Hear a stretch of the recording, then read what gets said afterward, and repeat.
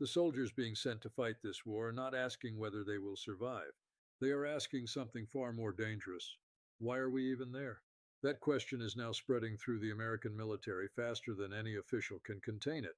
Not in whispers, not in private, in memes circulating on military pages, in messages families are receiving from deployed sons and daughters, in statements attributed to active duty personnel that are now being picked up by American military publications. Not foreign channels, not opposition media, American military sources. And what those sources are reporting has not been seen in this country since the final ugly years of Vietnam. Open, documented, spreading dissent inside the ranks of the most powerful military on earth. The phrase appearing again and again across these reports is four words. We do not want to die for Israel. That is not a complaint. That is a verdict. If you want the analysis that goes deeper than the headlines, the kind that connects the battlefield to the political room where these decisions are actually made, support this channel and keep us independent. Hit that support button below. We answer to no government, no advertiser, and no agenda but the truth. To understand why that verdict matters, you need to understand what military motivation actually is and what happens when it breaks. A soldier who believes in the mission does not just fight harder. They absorb more pain, take more risk, and hold together under conditions that would collapse an unmotivated force. The American military built its entire identity around specific ideas. You fight for freedom. You fight to protect the homeland. You fight for people who share your values and cannot defend themselves. Those ideas were not always honest, but they were always present. They gave every soldier something to say to themselves at 3 in the morning when the fear was loudest. This conflict has given them nothing. The official justification has changed four times. Iranian nuclear weapons, the Strait of Hormuz, regional security, regime change. None of these has been explained with enough clarity or emotional weight to answer the question a 22-year-old Marine asks before going somewhere they might not come back from. What am I dying for? And the silence where that answer should be is now louder than anything the administration is saying publicly. Hit subscribe right now. Every day this conflict develops, we are here breaking down what it actually means, not what the official briefings say it means.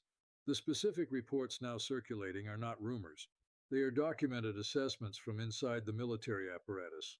Approximately 4,500 Marines and naval personnel are currently being deployed toward the Persian Gulf. According to multiple military publications and analytical platforms, the mood among those forces is being described as fury. Not ordinary grumbling, not the low-level complaints that exist in every military deployment, organized, spreading, documented anger at being sent into what the soldiers themselves are calling a meat grinder, with no clear picture of what winning looks like or how it ends. A commissioned officer, not a junior soldier, a senior officer with command responsibility, is quoted describing a potential ground invasion of Iran as, in their exact words, an absolute disaster. When an officer at that level allows that assessment to reach civilian journalists under wartime conditions, that is not a leak. That is a warning. And then there is the image, a meme now spreading across American military social media pages, the kind of pages run by and for active duty personnel, not by political activists. It shows a soldier in American military gear, tears on their face, holding a photograph. The photograph is the thing the soldier is supposedly fighting for, the reason the sacrifice is worth it. And the photograph shows Donald Trump, Melania Trump, Jeffrey Epstein, and Ghislaine Maxwell. No caption needed, no political commentary required. The soldiers sharing that image are making a statement that no speech, no press briefing, and no patriotic framing can neutralize. They are saying we see exactly what this is, and it is not what we signed up for. Now look at what this war actually has and does not have, because this is where the strategic failure becomes impossible to deny. Every military campaign requires one thing above everything else, a defined end state, a specific achievable condition that once reached means the war is over and the soldiers can come home. This conflict does not have one. Trump issued a 48-hour ultimatum to Iran demanding full access to the Strait of Hormuz. Iran refused. The 48 hours passed. The strait remains closed. The threatened destruction of Iranian energy infrastructure did not happen on the timeline promised. What that sequence of events revealed to every military professional watching and to every adversary watching is that the gap between what this administration threatens publicly and what it can actually deliver militarily is very, very large. That gap does not close with better messaging. It closes with either military escalation that the troops themselves are warning against, or a political exit that no one in Washington has yet been willing to describe out loud. Subscribe to this channel now if you are not already. This is the kind of analysis the mainstream channels will not run because it does not fit the official story. We run it anyway. The contrast between the two sides of this conflict needs to be said plainly because it is one of the most important facts about what is actually happening on the ground. Iranian soldiers, militia members, and the broader population understand what they are fighting for without needing to be told. They can look at Iraq, they can look at Libya, they can look at Syria and Gaza. They know what defeat means for a country facing this kind of military pressure. That knowledge produces a quality of motivation that requires no propaganda, no mythology, and no official framing. For American forces, the honest picture is the opposite. The United States has not been attacked. Its territory is not at risk.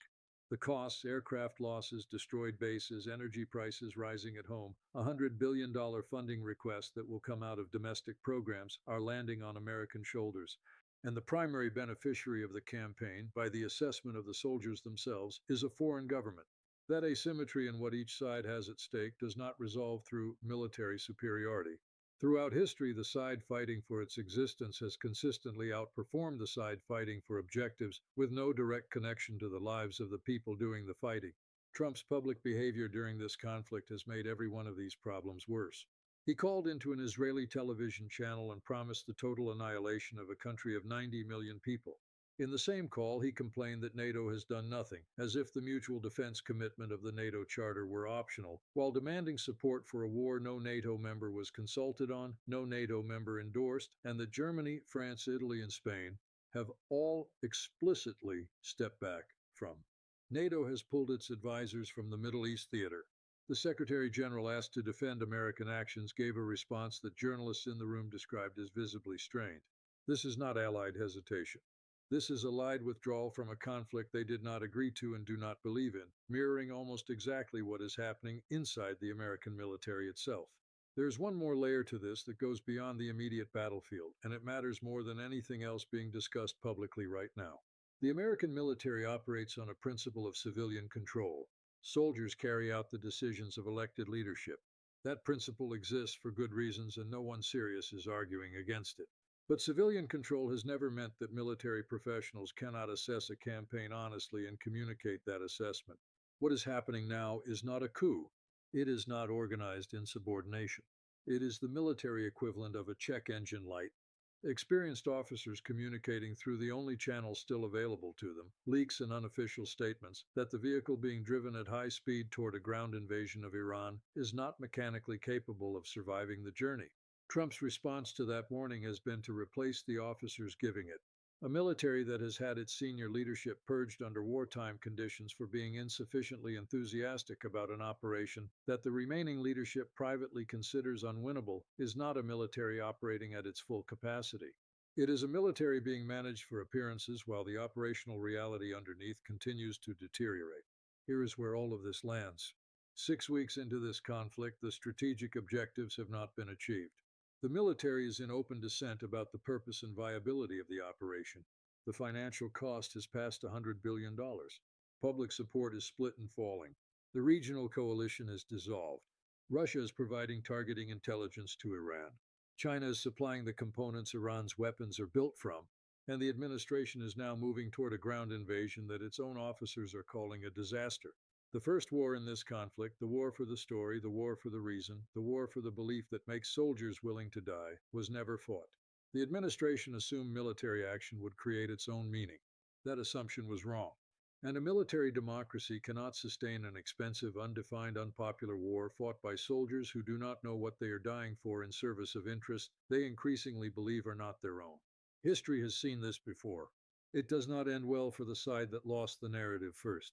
We are tracking every dimension of this, military, political, psychological, and institutional, every single day.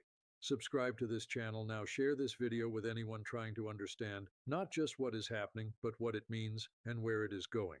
The mainstream coverage tells you today's headline. We tell you the full picture. See you in the next one.